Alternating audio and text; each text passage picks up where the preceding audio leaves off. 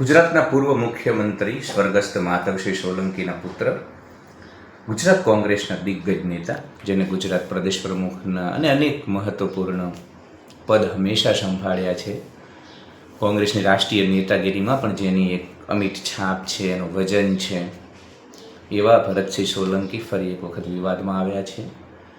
ભરતસિંહ સોલંકી અમુક વર્ષ પહેલાં પણ જ્યારે એમના નિવાસ સ્થાને હતા એમની કથિત સ્ત્રી મિત્ર સાથે, ત્યારે અચાનક એમના પત્ની દ્વારા એમની ઉપર અને એમની કથિત સ્ત્રી મિત્ર ઉપર હુમલો કરવામાં આવ્યો અને ત્યારબાદ ખૂબ જ સામાજિક રીતે એમને વિરોધનો સામનો કરવો પડ્યો. કેમ કે ભારતનો જે રૂઢિચુસ્ત સમાજ છે એમાં લગ્નેતર સંબંધોનો સ્વીકાર નથી, ચારિત્ર્ય શિથિલતાનો સ્વીકાર નથી. અને ખાસ કરીને તમે જ્યારે કોઈ મુખ્ય પદ ઉપર હોય, સમાજમાં જઈ અને મોટી મોટી વાતો કરતા હોય, લોકોને પ્રદર્શક બનવાની વાતો કરતા હોય, ત્યારે તમારા વ્યક્તિગત જીવનમાં આ પ્રકારે લગ્નેતર સંબંધો સામે આવે તો લોકો સ્વીકાર ન કરી શકે. આ અમેરિકા નથી કે જ્યાં બિલ ક્લિન્ટનના મોનિકા લેવેન્સ્કી સાથે સંબંધ બહાર આવે અને ત્યાં પણ વિવાદ થયો હતો, પણ ત્યાં આટલું હદ ન થાય ભારતમાં જે રીતે થાય ગુજરાતમાં. અને વ્યાજબી પણ છે કે ભાઈ એવું નથી, સ્ત્રી પુરુષના સંબંધો નવી વાત નથી. સ્ત્રી પુરુષ વચ્ચે આકર્ષણ એ તો પ્રકૃતિએ મૂક્યું છે, સહજ છે સ્ત્રી પુરુષ વચ્ચે આકર્ષણ થવાનું. પરંતુ સ્ત્રી અને પુરુષ, અને ખાસ કરીને સ્ત્રી કે પુરુષ જ્યારે કોઈ એવા વિશિષ્ટ હોદ્દા ઉપર હોય જ્યાંથી સમાજને એ લોકો આદર્શ સમાજના નિર્માણની જવાબદારી નિભાવતા હોય, સમાજને માર્ગ પ્રશસ્ત કરતા હોય સકારાત્મક દિશામાં જવાનું, ત્યારે આ પ્રકારની ભૂમિકામાં હોય અને આવી ઘટનાઓ બને ત્યારે એ થોડી અસ્વીકાર્ય બને. આણંદના રસ્તા ઉપર સીસીટીવી ફૂટેજ આપ જોઈ શકો છો કે એમના કથિત સ્ત્રી મિત્ર અને એમના પત્ની વચ્ચે બબાલ ચાલે છે. બબાલ એટલી હદે ચાલે છે જીભા જોડી કે સ્વયં ભરતસિંહ સોલંકીને ત્યાં જવું પડ્યું. કાર્યકર્તાઓ સાથે પોલીસ સ્ટેશન પહોંચ્યા અને એમની કથિત સ્ત્રી મિત્ર છે અને એમની પત્ની વિરુદ્ધ ફરિયાદ પણ નોંધાવી છે. તો ફરી એક વખત છેલ્લા 24 કલાકમાં આ ઘટનાક્રમ જે છે સમગ્ર એ આખા ગુજરાતમાં લોકો જોઈ રહ્યા છે.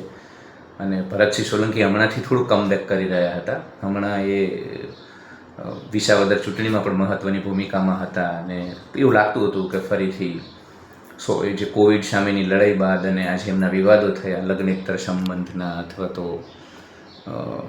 કથિત સ્ત્રી મિત્ર સાથેના, એ બધા વિવાદોનો હવે જાણે અંત આવ્યો હોય અને ફરીથી ઘીના ઠામમાં ઘી ઢળ્યું હોય એમ એ પરત ફરી રહ્યા હોય એવું લાગતું હતું. પરંતુ ખબર નહીં, આ વિવાદ બાદ ફરી એક વખત ધક્કો લાગશે. કેમ કે કોંગ્રેસમાં તો યાદવસ્થળી છે જ.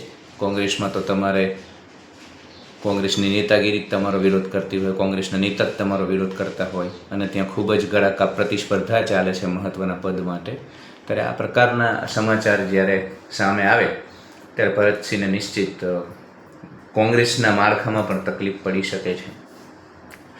એટલે મેં કહ્યું ને એમ કે આહાર નિંદ્રા ભય મૈથુન પ્રકૃતિનો ગુણ છે. વિજાતીય આકર્ષણ થવું સ્વાભાવિક છે, થતું હોય છે. આપણે ગમે એટલો દંભ પાખંડ કરીએ, આપણી તો ચેનલનું નામ જ છે ના દંભ ન પાખંડ, વાત કરીએ હૃદય નીચોવીને, તો સ્ત્રી પુરુષના સંબંધોને આકર્ષણ નવી વાત નથી, એ સદીઓથી ચાલ્યું આવે છે. પણ તમે જ્યારે વિશિષ્ટ જવાબદારીમાં હોય ત્યારે તમારે ધ્યાન રાખવું પડે. કોઈ સામાન્ય માણસ કરે ને ભરતસિંહ જેવો માણસ આ પ્રકારની ચેષ્ટાઓ કરે અથવા તો એમનું નામ આવી વાતો સાથે જોડાય, એ ન ચાલે. તમે સાધુ બનો, ભગવો ધારણ કરો અને પછી તમે રંગરેલિયા મનાવતા કે ચારિત્ર શિથિલતા કરતા પકડાવ તો ન ચાલે.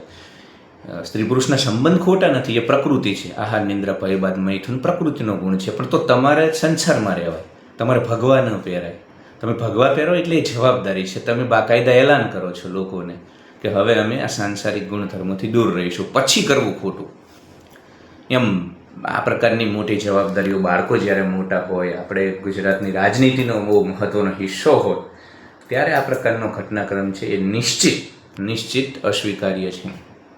અને આનાથી એમની રાજકીય કારકિર્દીને પણ મોટું નુકસાન પહોંચી શકે એમ છે. તો બહુ દુઃખની વાત છે.